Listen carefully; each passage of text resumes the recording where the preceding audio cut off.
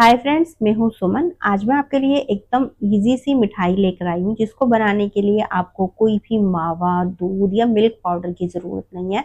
बहुत कम खर्च में एकदम सिंपल तरीके से मिठाई बन जाती है और टेस्ट ऐसा है कि आपको खा के मज़ा आ जाएगा।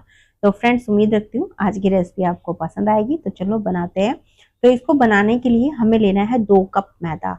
ये जो बालूशाही होती है मैदे में ही बनती है, तो इसके लिए हमें सिर्फ मैदा ही यूज करना है, तभी आपको अच्छा रिजल्ट मिलेगा। मैदे के अंदर 1 छोटी चम्मच डालना है बेकिंग पाउडर, साथ में ही 2 पिंच नमक डालना है। अब बालूशाही हम मीठी बना रहे हैं तो नमक डालने से जो मिठास होती है वो बैलेंस हो जाती है और टेस्ट और भी ज्यादा बढ़ जाता है। अब इसमें 1/4 कप डालेंगे मेल्ट करके घी। अगर आप टेबल स्पून से नापोगे तो करीबन 4 टेबल स्पून हमें यहाँ मेल्ट करके घी लेना है। अब आपने इन सारी चीजों को अच्छे से मिक्स कर लेना है। मिक्स करते समय आप हाथों में इस तरीके से बढ़िया से रब करते हुए इसे मिक्स करना। इससे जो ये घी होगा वो आटे के कण कण के अंदर तक जाएगा, जिससे हमारी जो बालूशाही है अंदर से बहुत ज्यादा खस्ता बनेगी।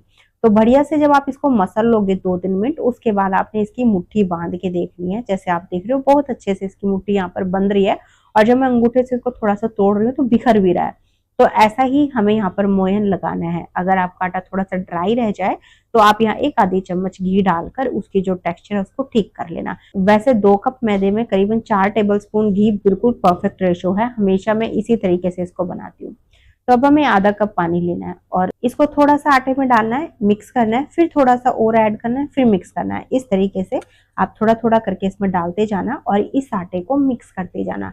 यहाँ पर आटे को हमें गूंथना नहीं है, सिर्फ इकट्ठा करना है जैसे आप यहाँ देख रहे हो। इसलिए आप बहुत आराम से थोड़ा थोड़ा करके इसमें पानी डालते जाना। आटे को हमें यहाँ पर मीडियम लगाना है, यानी ना तो बहुत टाइट होना चाहिए ना सॉफ्ट होना चाहिए। तो मैंने करीबन आधा कप पानी यहाँ लिया था, मैंने स्टार्टिंग में ही बताया था, मुझे सारा यहाँ पर लग गया है। आपको हो सकता है थोड़ा बहुत ऊपर नीचे हो जाए, वो मैदे के ऊपर भी डिपेंड करता है। बस मैंने आपको इसलिए बताया कि आपको थोड़ा सा आइडिया रहे कि पानी हमें कितना लगेगा। और आटा आप देख रहे हो मीडियम है टेक्सचर में और बिल्कुल फटा फटा सा है। इसको मसाला तो मैंने है ही नहीं बिल्कुल भी, तो ऐसा ही आटा हमें यहाँ पर लगाना है। अब इस आटे को आपने कुछ नहीं करना, कवर करके आप रख दो करीबन आधे घंटे के लिए, ताकि थोड़ा सा और ज्यादा नरम हो जाए। अब जब तक आटे को हमने रेस्ट पे रखा हुआ है, हम चाशनी बना लेंगे। तो उसके लिए कढ़ाई के अंदर हम 1.5 कप डालेंगे देसी खांड, या फिर चीनी आप ले सकते हो। साथ में ही 3/4 कप डालेंगे पानी। तो जिस कप से आपने यहाँ चीनी या देसी खांड लिया उसी कप से आपने यहाँ पानी डालना है। और बालूशाही में एक अच्छा सा फ्लेवर आए उसके लिए 2 इसमें इलायची डाल देंगे। इलायची को थोड़ा सा आप खोल के ऐड कर देना, उसका फ्लेवर ज्यादा बढ़िया आता है। आप चाहो तो यहाँ थोड़ा सा केसर भी डाल सकते हो या केवड़ा जल भी डाल सकते हो। अब इसमें 2 पिंच मैंने यहाँ ऑरेंज फूड कलर डाला है, आप चाहो तो येलो फूड कलर भी डाल सकते हो। मैंने यहाँ बालूशाही को बिल्कुल बाजार जैसी बनाने के लिए फूड कलर इसमें ऐड किया है। टेस्ट से कोई फर्क नहीं पड़ता है, आप चाहो तो इसे स्किप भी कर सकते हो, इसके बगैर भी बना सकते हो। तो अभी पहले हम लो टू मीडियम फ्लेम पे चीनी को घोल लेंगे। बीच बीच में आप थोड़ा बहुत इसको चलाते जरूर रहना, ताकि जो चीनी या देसी खांड है वो तली पे लगकर चिपक जलने ना लगे। अब चीनी जब पूरी तरीके से घुल जाएगी उसके बाद हमें यहाँ आंच को लो टू मीडियम पर ही रखना है और इसे 3 मिनट के लिए पकाना है। 3 मिनट के बाद आप आंच को या तो एक बार बंद कर दो या फिर बिल्कुल लो पे कर दो और फिर चाशनी को चेक करना। तो उसके लिए आप थोड़ी सी चाशनी स्पैचुला पे या चम्मच पे ठंडी करना और उसके बाद उंगली और अंगूठे के बीच में इस तरीके से करके देखना। आप जब ऐसे करोगे ना, कोई तार वार नहीं बनेगा इसमें, पर जब आप इसको रब करोगे तो बिल्कुल आपको ऑयल या फिर कोई क्रीम या देसी घी होता है ना, जैसे बिल्कुल चिकना चिकना सा, वैसा आपको फील होएगा इसको टच करते समय। तो बस ऐसी ही चाशनी बनानी है, कोई एक तार की चाशनी हमें नहीं बनानी है। यहाँ पर ध्यान रखना फ्रेंड्स, अगर एक तार की आपकी चाशनी होगी ना तो बालूशाही चाशनी को सोख करेगी नहीं। अब यहाँ पर अगर आपसे छोटी सी गलती हो जाए बाई चांस की जो चाशनी है थोड़ी ज्यादा गाढ़ी हो जाए, तो टेंशन मत लेना, थोड़ा सा पानी डाल देना 2-3 चम्मच, इसमें हल्का सा कुछ सेकंड के लिए उसके पका लेना और फिर उसको चेक करना। तो आपकी जो चाशनी है वो बिल्कुल परफेक्ट हो जाएगी। तो बस चाशनी तैयार होने के बाद आपने इसको ढककर साइड में रख देना है। और अब हमने जो ये डो रखा हुआ है इसे करीबन मैंने 15-20 मिनट के आसपास रख लिया है। अब इस डो को हमें यहाँ पर गूंथना नहीं है, पहले आपने हाथों से इस तरीके से इसको फैला देना है। फिर इसके सेंटर में कट लगा के इसको एक के ऊपर एक रखना है और फिर से आपने इसको थोड़ा सा दबाते हुए यहाँ पर फैला देना है और फिर से आपने सेंटर में कट लगा के इसको एक के ऊपर एक रखकर फिर फ्लैट करना है। तो ये जो प्रोसेस है आपने करीबन 5 बार करना है। इससे होगा क्या कि जो हम ये डो बना रहे हैं ना, इस डो में बहुत सारी परतें आएंगी और बालूशाही बनाते समय एक परतदार बालूशाही बनेगी, बिल्कुल फ्लैट नहीं होगी। तो आप यहाँ देख भी रहे हो, मैं आपको दिखा रही हूँ, देखो कितनी सारी इसके अंदर परतें हैं। आप अंदाजा लगा सकते हो कि अंदर से जो हमारी बालूशाही है वो बहुत ज्यादा परतदार बनेगी।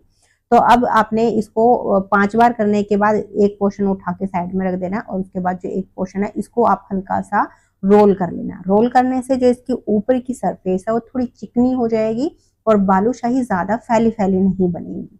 अब बस नाइफ से इसमें कट लगा देना है। तो साइज आप अपनी पसंद के हिसाब से रख लो, जैसे कि छोटी या बड़ी आपने बालूशाही बनानी है उसी हिसाब से आप यहाँ इनको पोर्शन में डिवाइड कर लो। अब एक पोर्शन लेना है, इसको इस तरीके से हथेली पर रखना है और दूसरी हथेली से हल्का सा प्रेशर देते हुए इसको रोल करना है। थोड़ा सा दबाते हुए आप रोल करना ताकि जो इसकी बाहर की सरफेस है वो थोड़ी सी स्मूथ रहे, ज्यादा फटी फटी ना हो। अब उसके बाद बस आपने सेंटर में इसके होल कर देना है। होल करने का फायदा ये होगा, एक तो शेप ही बालूशाही की ऐसी होती है, दूसरी ये अंदर तक अच्छे से फ्राई हो पाएगी। तो अभी ये देखो कितनी बढ़िया हमारी बालूशाही की शेप आई है। तो इस तरीके से आपने बालूशाही यहाँ पर रेडी करनी है।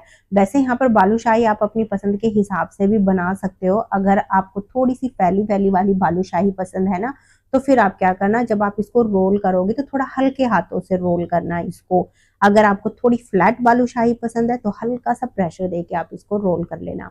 बस आपने यहाँ पर ध्यान रखना है कि ज्यादा जो इसकी साइडें हैं सरफेस फटी फटी नहीं होनी चाहिए। अगर आपको लगे ना बहुत ज्यादा बिखरी हुई है तो आप उसको पिंच करके थोड़ा सा ठीक कर देना। इसको शेप देते समय बस इतना ही आपने ध्यान रखना है कि बाहर की जो सरफेस है ना बहुत ज्यादा फटी हुई नहीं होनी चाहिए। बिल्कुल फटी फटी होगी तो ऑयल में जाते वो और ज्यादा फैल जाएगी।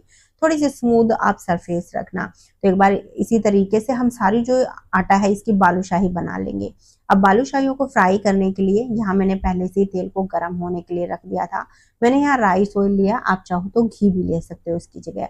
तेल को हमें मीडियम गर्म करना है, पर बालूशाही डालने से पहले एक बार इस तेल को हम चेक कर लेंगे। उसके लिए आपने एक छोटा सा टुकड़ा आटे का इसमें डाल के देखना है।